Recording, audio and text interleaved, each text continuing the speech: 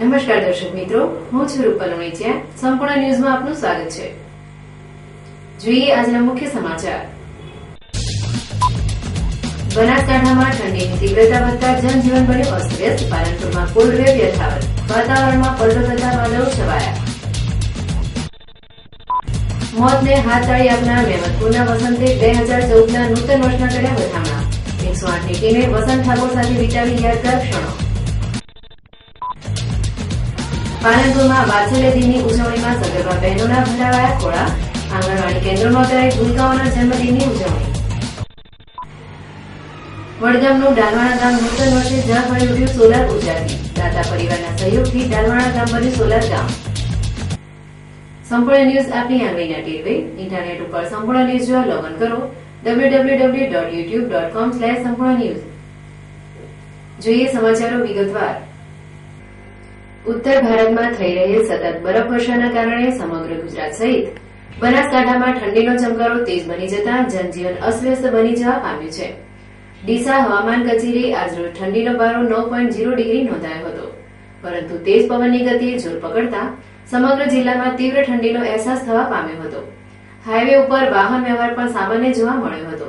2 દિવસથી ફૂંકાઈ રહેલા તેજ બર્ફીલા પવન વચ્ચે આજે બપોર બાદ આકાશમાં વાદળો છવાતા વરસાદ થવાની શક્યતા પણ જોવા મળી રહી છે.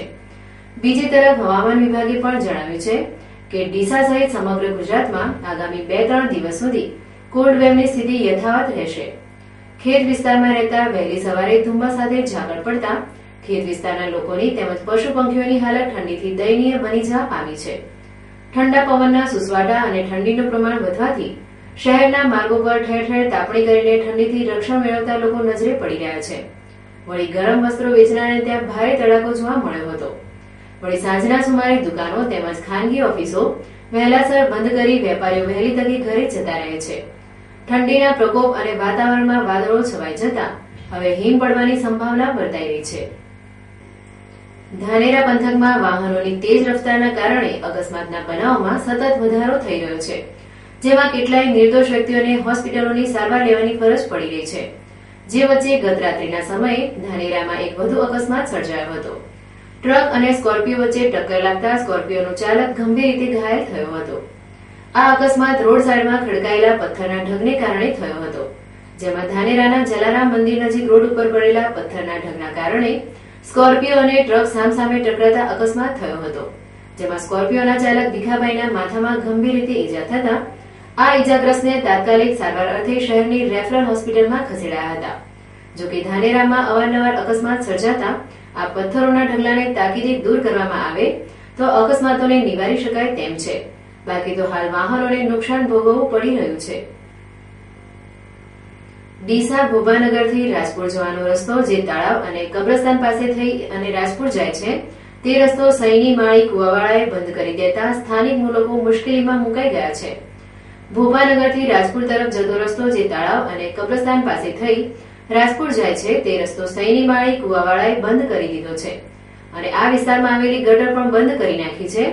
જે બાબતે માળીવાસના રહીશો કહેવા જતા સૈની માળી કુવાવાળાએ ધોકા અને ધારિયા લઈ મારવા માટે આવ્યા હતા તેવું ભોભાનગર માળીવાસના રહીશોએ જણાવ્યું હતું, જેથી ચીફ ઓફિસરે રૂબરૂ આ બાબતની તપાસ કરી યોગ્ય પગલાં ભરે તેવી સ્થાનિક રહીશોની માંગ છે. અમારો રસ્તો ખુલ્લો કરવા માટે અરજી કરવાય. તમે ક્યાં અરજી કરી છે? અમે અરજી નગરપાલિકામાં કરી છે અને હવે પોલીસ સ્ટેશનમાં આવ્યા છીએ, તો એમનો સહકારથી અમારે રસ્તો ખુલ્લો કરાવવો છે, બીજું કશું નથી. રસ્તો ખુલ્લો કરવા જવાથી આ લોકોને ધારિયા તલવાર લઈને મારવા આવ્યા. કોનો રસ્તો બંધ કર્યો છે? રસ્તો ભાઈ એનું નામ શું છે? સૈની માળી છે, કુવાવાળો દબણ કરીને બેઠો જમીન એની જગ્યાએ દબણ કરી એ પ્રમાણે પછી સ્કૂલમાં પોણી વાળવામાં આવ્યું. વડગામ તાલુકાના મહેમદપુર ગામમાં આવેલી પ્રાથમિક શાળામાં ધોરણ 2 માં અભ્યાસ કરતો વસંત ઠાકોર નામનો વિદ્યાર્થી શાળા છૂટ્યા બાદ કૂડ કૂદીને બહાર નીકળવા જતા કોર્ટની દિવાલ પર લગાવેલી લોખંડની ખીલાસરી વસંતના ગળાની આરપાર થઈને મોઢામાંથી બહાર નીકળી હતી. આ વિદ્યાર્થી સાથે ઘટેલી અઘટિત ઘટનાથી સમગ્ર મહેમદપુર ગામ સાથે તાલુકા પંથકમાં ચકચાર મચાવી મૂકી હતી. આ સમગ્ર ઘટનાની યાદ તાજી કરીને નવા વર્ષના પ્રારંભે બુધવારના દિવસે 108 પ્રોગ્રામ મેનેજર હિતેન્દ્ર મહારાજ, ઈએમએ ભાસ્કરભાઈ નાયક, સામંતસિંહ સોલંકી, તેમજ ઈએમટી હિરલ નાયક સહિત મહેમદપુર ગામના પ્રથમ નાગરિક એવા મહિલા સરપંચ ઉષાબેન સોમાણી સહિત ગામના આગેવાનો અને ગ્રામજનો મહેમદપુર પ્રાથમિક શાળામાં મોટી સંખ્યામાં ઉપસ્થિત રહીને વીતેલી ક્ષણોને યાદ કરીને વસંત ઠાકોર પાસે કેક કપાવીને સમગ્ર ઉપસ્થિત લોકોએ નવા વર્ષના પ્રારંભની દબદબાભેર ઉજવણી કરી હતી. તેમજ બેનર પર સિગ્નેચર કેમ્પેઈન કર્યું હતું, જેમાં ફરજ પર પ્રતિબંધિત વસ્તુનું સેવન નહીં કરવું, સહકર્મી, ઉપરી અધિકારી અને પીડિત તથા તેમના સગા સંબંધીઓ સાથે સંયમ અને આદરપૂર્વક તેમજ સંસ્થા તરફથી આપવામાં આવતી મફત સારવાર માટે કટિબદ્ધ રહેશ તેવા સંકલ્પો લીધા હતા. ની અંદર અમારા જે 108 જીવીકેના જે મૂલ્યો છે એ મૂલ્યો પ્રમાણે કામ કરીએ એ માટે અમે લોકો આખા તમામ 108ના સ્ટાફ અહીંયા આવ્યા છે. અને જે લાસ્ટ 2 અઠવાડિયા પહેલાં અમે લોકો છોકરાનો જીવ બચાવ્યું છે વડગામમાં, એનાથી અમે કેક કપાયું છે, જેથી કરીને અમને હંમેશા એવું અમારે ધ્યાનમાં રહે કે ભાઈ જે રીતે આ બાળકનો જીવ બચાવ્યો છે એવી જ ગુજરાત સરકાર દ્વારા સગર્ભા બહેનોના આરોગ્યની જાળવણી માટે તકેદારી રાખવામાં આવી રહી છે, જેમાં વાત્સલ્ય દિનની ઉજવણીમાં સગર્ભા બહેનોને ખોળો ભરાવવામાં આવે છે. સાથે સાથે આંગણવાડીમાં સંસ્કારનું સિંચન કરતા નાના ભૂલકાઓના જન્મદિનની ઉત્સાહભેર ઉજવણી પણ કરવામાં આવે છે. ગુજરાતમાં દર બીજા ગુરુવારને વાત્સલ્ય દિન તરીકે ઉજવવામાં આવે છે. આજે પાલનપુરની વિવિધ 3 આંગણવાડી કેન્દ્રોમાં વાત્સલ્ય દિનની ઉજવણી કરવામાં આવી હતી, જેમાં ગણેશપુરા રોડ ઉપર આવેલ સત્કાર સોસાયટીની આંગણવાડીમાં વાત્સલ્ય દિનની ઉત્સાહભેર ઉજવણી કરવામાં આવી હતી, જેમાં આંગણવાડીમાં સંસ્કારનું સિંચન કરતા આ ભૂલકાના જન્મદિનની ઉજવણી કરવામાં આવી હતી. તેમજ આ વિસ્તાર સગર્ભા બહેનોને વિધિવત ખોળો ભરાવવામાં આવ્યો હતો, જેમાં આંગણવાડીની સુપરવાઇઝર બહેનો તેમજ આંગણવાડી કાર્યકરોએ સગર્ભા બહેનોને કપાળમાં કંકુનું તિલક કરી ગળામાં ફૂલહાર પહેરાવી શુકરનું શ્રીફળ અને સાકર આપી ખોળો ભરાવવાની પ્રથા કરી હતી. આમ સરકારનો વાત્સલ્યનો દિન હાલ તો ગરીબ અને મધ્યમ વર્ગીય ભૂલકાઓ અને સગર્ભા માતાઓ માટે આશીર્વાદરૂપ પુરવાર થઈ રહ્યો છે. ગુજરાત સરકાર દ્વારા આ કાર્યક્રમ આયોજિત કરેલ છે. એમાં મિરગઢ 1-2 બાબા સાહેબની હવેલી 3 કેન્દ્રના બાળકો સગર્ભા ધાત્રી માતાઓને અહીંયા બોલાવેલ છે અને સગર્ભા માતાઓ જેનો પહેલો બીજો મહિનો છે એ લોકોનો ખોળો ભરાવાનો અહીંયા રાખે છે.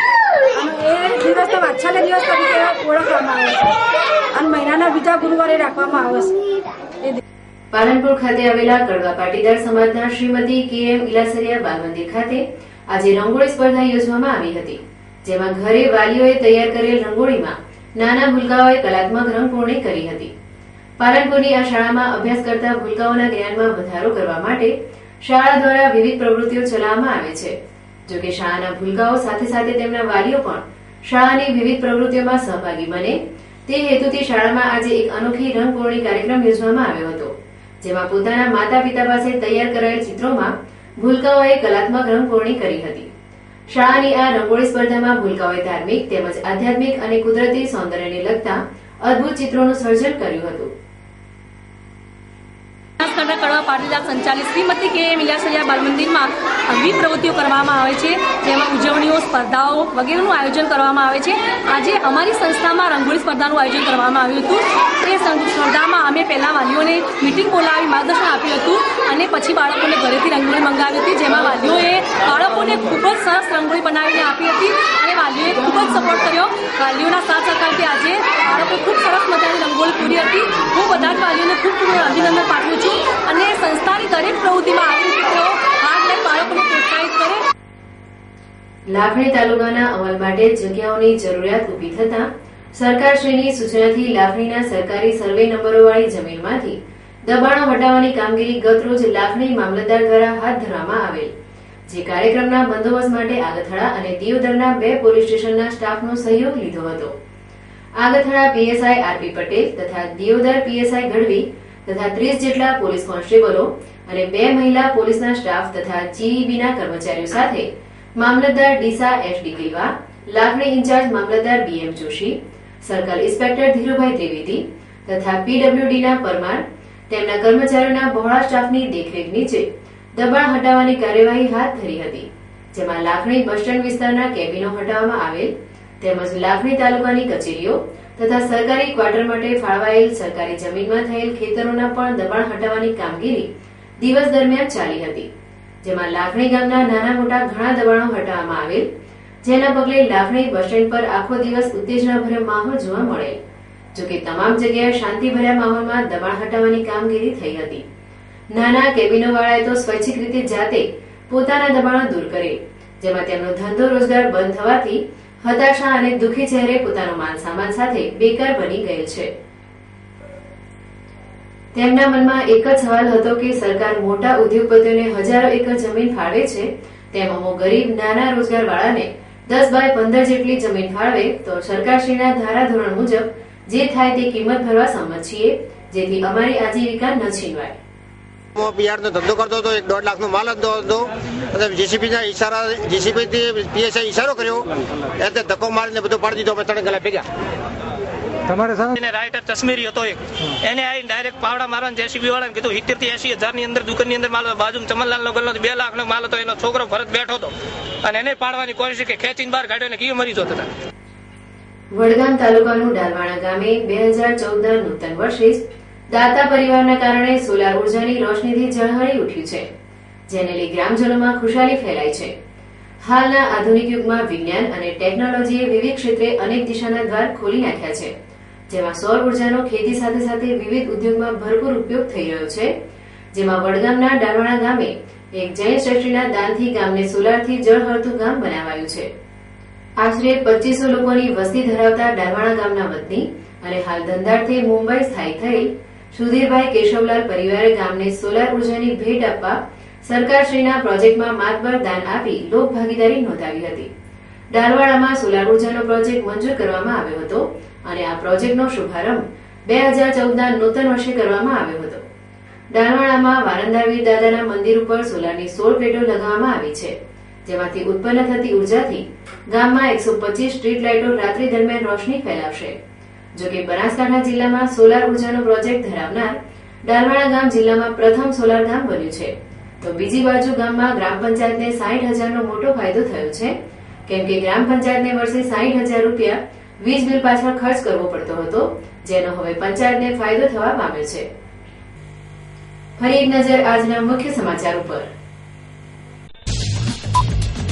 બનાસકાંઠામાં ઠંડીની તીવ્રતા વધતા જનજીવન બન્યું અસ્તવ્યસ્ત. પાલનપુરમાં કોલ્ડ વેવ યથાવત. વાતાવરણમાં પલટો થતા વાદળો છવાયા. મોતને હાથ તાળી આપનાર મહેમદપુરના વસંતે 2014ના નૂતન વર્ષના કર્યા વધામણા. 108ની ટીમે વસંત ઠાકોર સાથે વિતાવી યાદગાર ક્ષણો. પાલનપુરમાં વાત્સલ્ય દિનની ઉજવણીમાં સગર્ભા બહેનોના ભરાવાયા ખોળા. આંગણવાડી કેન્દ્રોમાં કરાઈ ભૂલકાઓના જન્મદિનની ઉજવણી. વડગામનું ડાલવાણા ગામ નૂતન વર્ષે ઝળહળી ઉઠ્યું સોલાર ઉર્જાથી. દાતા પરિવારના સહયોગથી ડાલવાણા ગામ બન્યું સોલાર ગામ. આ હતા અત્યાર સુધીના સમાચાર. વધુ સમાચાર સાથે ફરી મળીશું. નમસ્કાર.